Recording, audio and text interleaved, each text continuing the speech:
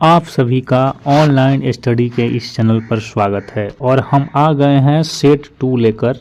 Science का जो है सेट 2 लेकर इस वीडियो में आ गए हैं और आपको सेट 1 का जो है 2 वीडियो ऑलरेडी पहले से ही मेरे इस चैनल पर अपलोड है, तो उसको नहीं देखा है तो आप उस मेरे इस चैनल पर विजिट करके उस वीडियो को भी देख ले। और ये जो है ये पार्ट 2 है साइंस का। इसमें 1 से 80 तक प्रश्न होंगे। कितने होंगे? 1 से 80 तक प्रश्न होंगे। उसमें 40 का उत्तर एग्जाम में देना होता है, लेकिन हम इस वीडियो में 1 से 80 तक आपको कराएंगे, ठीक है। और इसमें जितने भी प्रश्न होंगे सभी VVI होंगे। तो एक एक करके पूरे क्वेश्चन को देखिए और गौर से देखिए ताकि एक भी क्वेश्चन एग्जाम में ऐसा आए तो ना छूटे, ठीक है। चलिए पहले सवाल की ओर चलते हैं। पहला सवाल है कि सूर्य तथा अन्य तारों की विशाल ऊर्जा के स्रोत हैं। तो सूर्य तथा अन्य तारों की विशाल ऊर्जा के जो स्रोत होते हैं वो नाभिकीय संलयन होते हैं। यानी कि सूर्य और तारा ये जो दोनों बनते हैं वो नाभिकीय संलयन के द्वारा बनते हैं, ठीक है। चलिए दूसरा सवाल देखते हैं। दूसरा सवाल देखिए यहाँ कि इनमें से कौन दर्पण का सूत्र है। तो दर्पण का जो सूत्र होता है वो 1/v + 1/u बराबर 1/f होता है। 1/v + 1/u बराबर 1/f दर्पण का सूत्र होता है, ठीक है। चलिए नेक्स्ट सवाल देखते हैं। तीसरा नंबर क्या है कि टिंडल का प्रभाव देखा जा सकता है। तो टिंडल का प्रभाव जो है कहाँ देख सकते हैं आप? तो जंगलों में देख सकते हैं। कहाँ देख सकते हैं? जंगलों में। अच्छे से याद कीजिए और इस वीडियो को लाइक कीजिए ताकि जो है आपको और भी वीडियो इसी तरह का मिलता रहे, ठीक है। 4 नंबर, तारों के टिमटिमाने की व्याख्या किस सिद्धांत पर आधारित है। तो देखिएगा रात को आप लोग तो आकाश में जो है तारे टिमटिमाते दिखते हैं, कभी बुझेंगे कभी जलेंगे, तो उसी को कहते हैं टिमटिमाना। और किस सिद्धांत पर होता है? तो अपवर्तन के सिद्धांत पर होता है। ऊपर हम बता चुके हैं कि वायुमंडलीय अपवर्तन के कारण तारे टिमटिमाते हैं, तो ठीक है। चलिए 5वां नंबर है कि सामान्य नेत्र के रेटिना पर बनने वाला प्रतिबिंब होता है। ये नेत्र यानी कि आँख पर जो रेटिना पर जो आँख के रेटिना पर जो प्रतिबिंब बनता है वो कैसा होता है? तो सामान्य नेत्र पर जो प्रतिबिंब बनता है वो वास्तविक और उल्टा होता है। क्या होता है? वास्तविक और उल्टा, ठीक है। चलिए 6ठा नंबर है कि किसी बल्ब से 1 मिनट में 120 कूलम आवेश प्रवाहित हो रहा है, तो विद्युत धारा का मान क्या है? तो जानते हैं 1 मिनट में आप 60 सेकंड होता है, जानते हैं, और 120 कूलम है, तो 60 से 120 को कटाइएगा, कितना आएगा? 2, ठीक है। तो इसका राइट आंसर क्या हो जाएगा? इसका राइट आंसर हो जाएगा 2 एम्पियर, ठीक है। चलिए 7वां नंबर है कि किस उपकरण में धन आयन यानी कि धन और ऋण का चिन्ह नहीं होता है। तो किस उपकरण में धन और ऋण का चिन्ह नहीं होता है, यानी प्लस माइनस का चिन्ह नहीं होता है किस उपकरण में? तो कुंडली में जो है नहीं होता है। किस में नहीं होता है? कुंडली में धन और ऋण आयन का चिन्ह नहीं होता है। चलिए नेक्स्ट सवाल देख लेते हैं। अगला सवाल 8 नंबर है। देखिए कि लघु पथन के समय परिपथ में विद्युत धारा का मान होगा। तो लघु पथन जब शॉर्ट लगता है, 2 तार आपस में सट जाते हैं, उसे हम लघु पथन कहते हैं। और उस समय विद्युत धारा का जो मान है, करंट जो है वो क्या हो जाएगा? तो बहुत अधिक बढ़ जाता है। क्या हो जाता है लघु पथन के समय? तो विद्युत धारा जो है बहुत अधिक बढ़ जाता है। तो इसका आंसर क्या हो जाएगा कि लघु पतन के समय विद्युत धारा का मान जो है बहुत अधिक बढ़ जाएगा, ठीक है।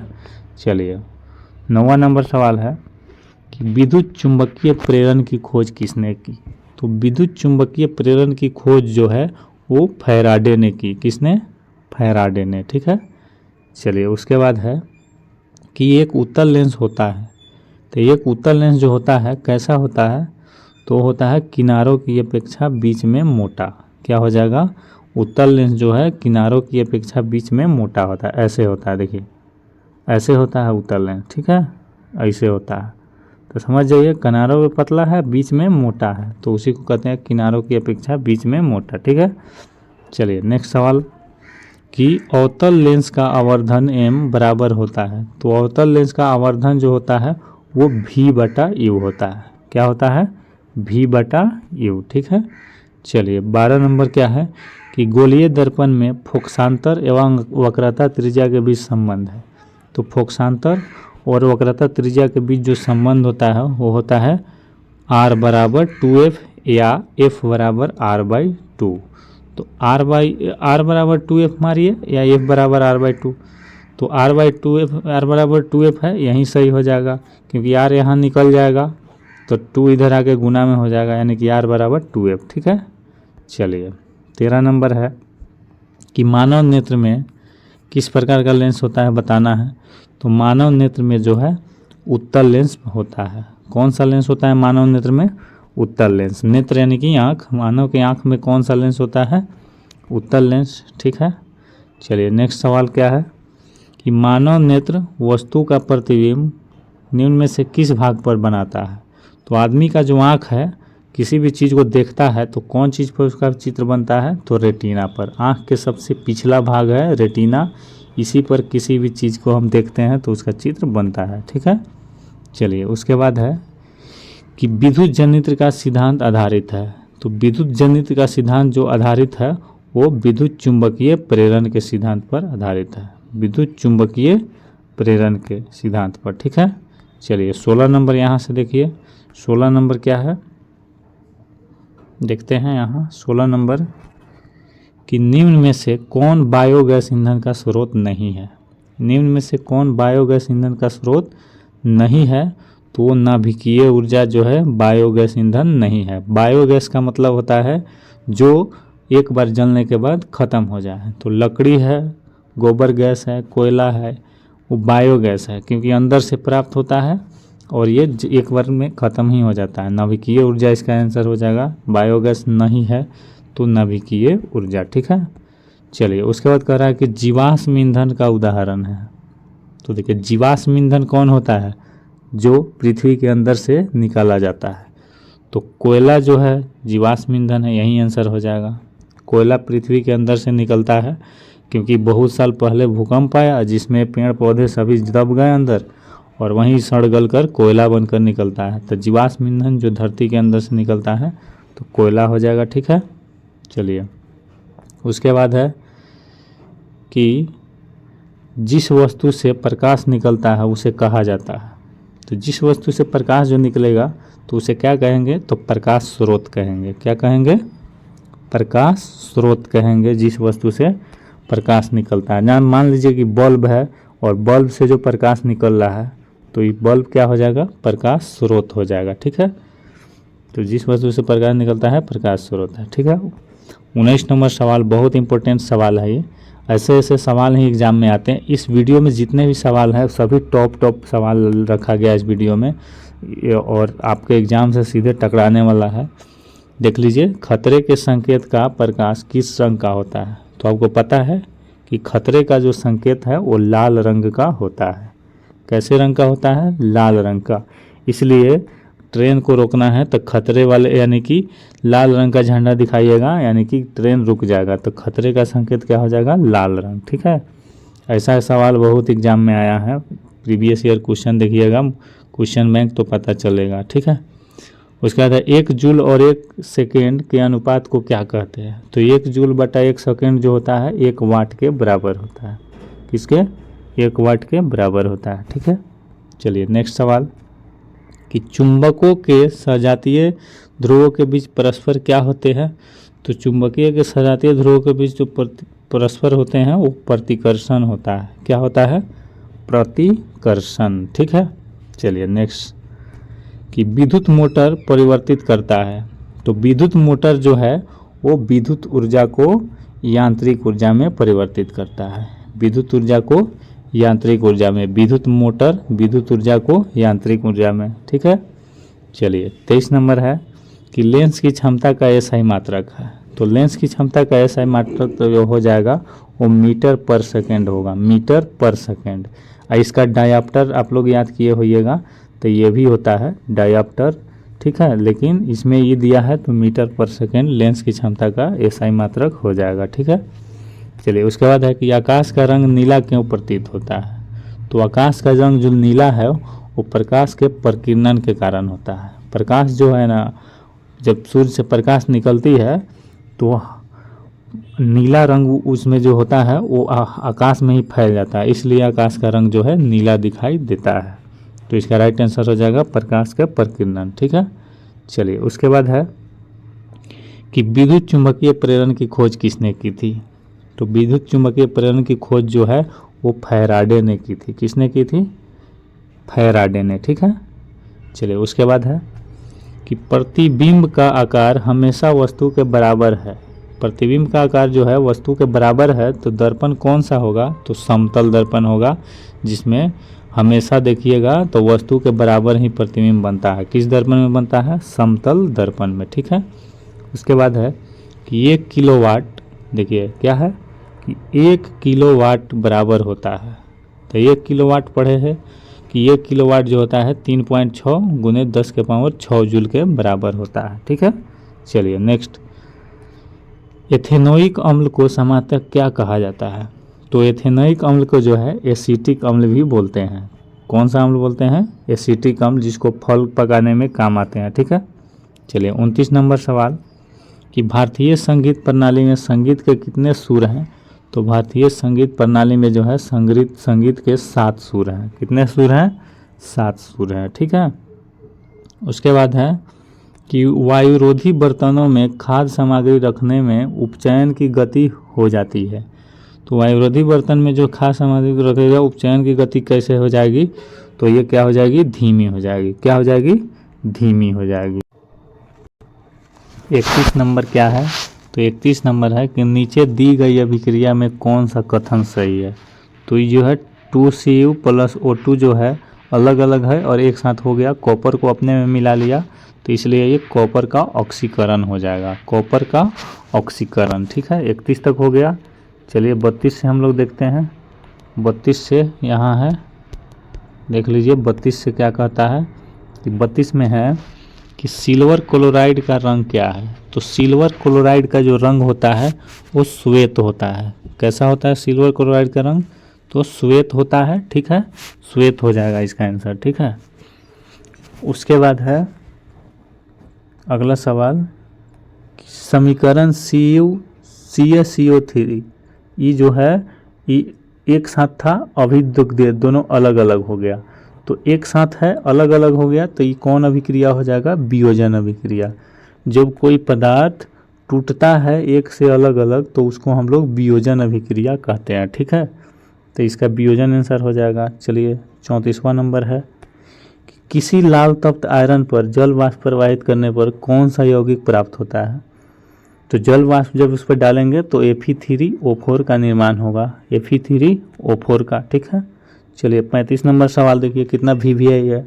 ऐसे ऐसे सवाल एग्जाम में छपते हैं, तो इसलिए हम कहते हैं कि इस वीडियो को पूरा देखिए और मन करे तो दोबारा भी देखिए, क्योंकि इसका फ़ायदा सीधे आपको एग्जाम में मिलने वाला है। ठीक है, तो हमारे शरीर में pH कितने के कितने बीच कार्य करता है? तो 7.0 से 7.8 के बीच कार्य करता है। ये जो सवाल है कितना बार मैट्रिक के एग्जाम में पूछा गया है, तो इसलिए ऐसे ऐसे सवाल को आप अच्छे से याद रखिएगा कि हमारे शरीर में pH का जो मान होता है कितना से कितना के बीच? 7.0 से 7.8 के बीच। ठीक है, उसके बाद देखिए रक्त में शर्करा का स्तर नियंत्रित करता है। ऐसे ऐसे सवाल बनते हैं आपके एग्जाम में, तो इसका फ़ायदा जो है आप पढ़िएगा इसको, तो ऐसा इसका फ़ायदा जो है सीधे आपको एग्ज़ाम में मिलने वाला है। ठीक है, ऐसे ऐसे वीडियो हम इस पर डालते रहेंगे, इसलिए इस चैनल को सब्सक्राइब करके रखिए और आप इसका फ़ायदा उठाते रहिए। ठीक है, रक्त में शर्करा का स्तर नियंत्रित करता है कौन? तो इंसुलिन। कौन नियंत्रित करता है शर्करा को? तो इंसुलिन। ठीक है, चलिए उसके बाद है कि निम्न में से कौन आयनिक यौगिक है? आयनिक यौगिक कौन होता है? तो CaCl2 होता है आयनिक यौगिक। ठीक है, चलिए नेक्स्ट, निम्न में से कौन सा पदार्थ ऑक्सीजन से संयोग नहीं करता है? देखिए कितना इंपॉर्टेंट सवाल है। ऐसे ऐसे सवाल तो बनते हैं एग्जाम में। कौन सा ऑक्सीजन से संयोग नहीं करता है? तो ये है गोल्ड। गोल्ड यानी सोना। सोना को कोई प्रभाव नहीं पड़ेगा, कितना दिन भी बाहर रख दीजिए उसको हवा में, उस पर कोई जो है प्रभाव नहीं पड़ेगा, उनमें जंग उंग लगवे नहीं करेगा। इसलिए लोग सोना का चीज़ पहनता है ताकि उसमें कभी जंग ना लगे। तो ऑक्सीजन से सहयोग कौन नहीं करता है? तो गोल्ड। ठीक है, चलिए देखिए कितना इंपॉर्टेंट ये भी सवाल है। शुद्ध सोना को व्यक्त किया जाता है, ये तो कितना बार एग्जाम में पूछा है मैट्रिक के एग्जाम में। तो ऐसे ऐसे सवाल को आप याद रखिएगा कि शुद्ध सोना कितना कैरेट का होता है, 24 कैरेट का। शुद्ध सोना को व्यक्त करते हैं कितना कैरेट से, 24 कैरेट से। वहीं बोलेगा आभूषण बनाने में कितना कैरेट का, तो आभूषण बनाने में जो है वो 22 कैरेट का होता है, ठीक है।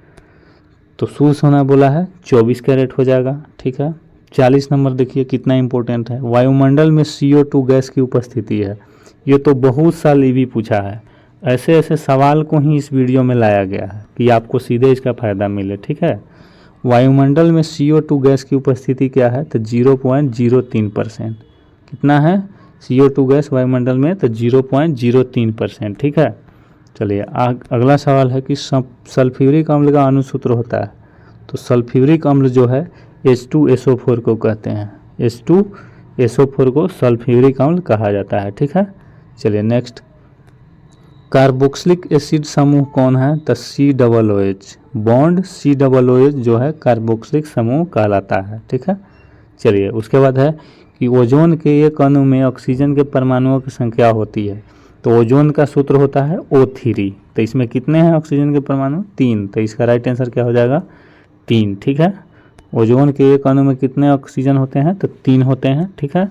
चलिए उसके बाद 44 नंबर देखिए कि आवर्त सारणी में कितने आवर्त हैं, यानी क्षैतिज पंक्ति। आवर्त सारणी में आवर्त जो होते हैं 7 होते हैं। वही वर्ग का बात करेगा तो वो 18 हो जाएगा। वर्ग कहेगा कि आवर्त सारणी में कितने वर्ग हैं, तो 18। और आवर्त सारणी में इसमें पूछा है कि कितने आवर्त हैं, तो 7 हो जाएगा, ठीक है। चलिए अगला सवाल कि कैल्शियम सल्फेट ऑल्डहाइड्रेट हेमीहाइड्रेट का अन्य नाम क्या है, तो कैल्शियम सल्फेट ऑल्डहाइड्रेट का नाम जो है वो प्लास्टर ऑफ पेरिस है। क्या है, प्लास्टर ऑफ पेरिस, ठीक है। चलिए उसके बाद है कि ऑक्सीजन की परमाणु संख्या है, ऑक्सीजन की जो परमाणु संख्या है वो 8 है। क्या है, 8 है, ठीक है। उसके बाद है कि 1 PM यानी कि 1 पिकोमीटर कितने मीटर के बराबर होता है, तो 1 पिकोमीटर जो है वो 10 के पावर -12 मीटर के बराबर होता है, ठीक है।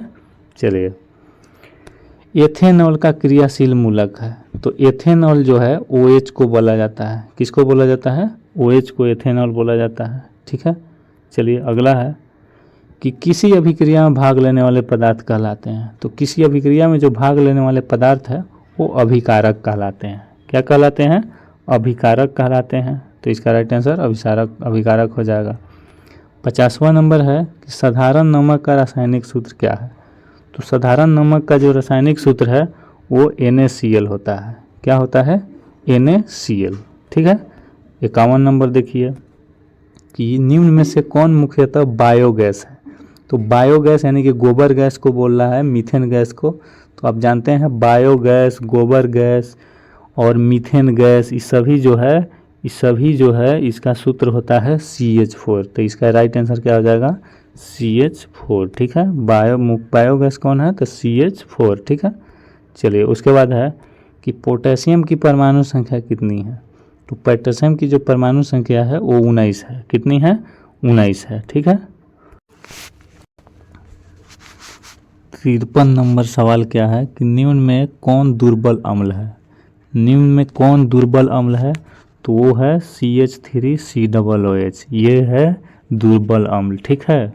चलिए नेक्स्ट अगला सवाल है कि कार्बन क्या है, तो कार्बन जो है एक उपधातु है। कार्बन क्या है, तो एक उपधातु है, ठीक है।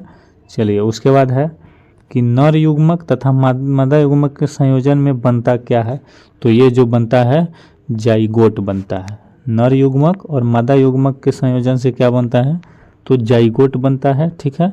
उसके बाद है कि किसी जीव की जीनी संरचना कहलाता है, तो किसी जीव के जो जीनी संरचना है उसको जीन प्रारूप कहते हैं। क्या कहते हैं, जीन प्रारूप, ठीक है। चलिए उसके बाद क्या है कि मैदानी परिस्थितिकी तंत्र में तृतीयक उपभोक्ता है, तो ऐसे ऐसे सवाल आते हैं ना तो बच्चे घबरा जाते हैं, तो घबराना नहीं है, समझना है कि मैदानी परिस्थितिकी तंत्र में तृतीय उपभोक्ता जो है वो सर्प है। सर्प यानी कि सांप। प्राथमिक उपभोक्ता किसको कहते हैं, तो पेड़ पौधे जो होते हैं प्राथमिक उपभोक्ता होते हैं। और द्वितीय जो बोलेगा, द्वितीय तो जितने शाकाहारी जीव हैं वो सभी क्या है, द्वितीय उपभोक्ता, क्योंकि वो पेड़ पौधे को खाते हैं। तो पेड़ पौधे प्राथमिक हो गए और द्वितीय जो हो गए शाकाहारी जितने जीव हैं वो, और तृतीय वो हो गए जो शाकाहारी जीवों को खाते हैं। तो शाकाहारी जीवों को कौन खाएंगे? सांप। इसमें सांप देखते हैं ना, कीड़े मकोड़े को खाते हैं। तो कीड़े मकोड़े कहाँ होते हैं? पेड़ पौधे पर, और उसको जो है द्वितीय कहेंगे, और उसको कीड़े मकोड़े को जो खाते हैं सांप, उसको तृतीय कहेंगे। तो मैदानी परिस्थिति में तृतीय उपभोक्ता कौन है? सर्प है, यानी कि सांप है। ठीक है। अगला है कि रक्त में आयरन की कमी से होने वाला रोग है। तो रक्त में आयरन की कमी से कौन सी रोग होती है? तो एनीमिया होती है। रक्त में आयरन की कमी से एनीमिया होती है। ऐसे ऐसे सवाल आपके एग्जाम में आते हैं। अभी तक इस वीडियो को लाइक नहीं किया है तो जल्दी से लाइक कर दीजिए। कवक में पोषण की कौन सी विधि है? तो कवक में पोषण की जो है मृतजीवी विधि होती है। कवक में पोषण की कौन सी विधि होती है? तो मृतजीवी होती है। ठीक है। उसके बाद है कि ऑक्जिन है। तो ऑक्जिन क्या है? तो एक हार्मोन है जो पेड़ पौधों में पाया जाता है। ऑक्जिन क्या है? एक हार्मोन है जो पेड़ पौधों में पाया जाता है। ठीक है। उसके बाद है मानव में डायलिसिस थैली है। तो मानव में डायलिसिस थैली किसको कहते हैं? तो वो नेफ्रॉन को कहते हैं। किसको कहते हैं? नेफ्रॉन को। ठीक है। चलिए, उसके बाद है कि भोजन का पचना किस प्रकार की अभिक्रिया है? तो भोजन जो पचता है हमारे शरीर में उसको कहते हैं उपचयन अभिक्रिया। किसको क्या कहते हैं? उपचयन अभिक्रिया। ठीक है। उसके बाद है कि नर युग्मक तथा मादा युग्मक के संलग्न को क्या कहते हैं? तो नर युग्मक और मादा युग्मक जो होता है उसको मिलते हैं तो उसको निषेचन कहते हैं, लेकिन ऑप्शन में निषेचन नहीं दिया हुआ है। ठीक है। तो इसका राइट आंसर क्या हो जाएगा? कोई नहीं। ठीक है। नर युग्मक का मादा युग्मक मिलेगा तो उसको निषेचन कहेंगे, लेकिन ऑप्शन में कहीं नहीं दिख रहा है तो कोई नहीं आंसर हो जाएगा। ठीक है। चलिए, उसके बाद है कि निम्नलिखित में से कौन एक लिंगी पादप का उदाहरण है? तो एक लिंगी पादप जो होता है पौधा, वो पपीता होता है। एक लिंगी क्या हो रहा है? पपीता एक लिंगी एक पादप है, पेड़ पौधा है। उसके बाद है कि मुकुलन द्वारा प्रजनन किस में होता है? तो मुकुलन द्वारा प्रजनन जो है वो ईस्ट में होता है। किस में? ईस्ट में होता है। ठीक है। उसके बाद देखिए कि मलेरिया उत्पन्न करने वाले मच्छर यानी कि मादा एनोफिलीज मच्छर किस तरह के जल में उत्पन्न होते हैं? तो मलेरिया जिससे होता है वो मच्छर जो है गंदा जल में रहता है। तो आपके आसपास, घर के आसपास गंदा जल होगा, उसमें जो मच्छर फैलेगा उससे क्या हो जाएगा? मलेरिया हो जाएगा। ठीक है। उसके बाद है कि डेंगू उत्पन्न करने वाले मच्छर किस तरह के जल में उत्पन्न होते हैं? तो डेंगू जो उत्पन्न करते हैं वो साफ जल में डेंगू होते हैं। ठीक है। डेंगू किस में होते हैं? साफ जल में डेंगू उत्पन्न करने वाले मच्छर पाए जाते हैं। ठीक है। उसके बाद है कि ओजोन परत पाई जाती है। कहाँ पाई जाती है ओजोन परत?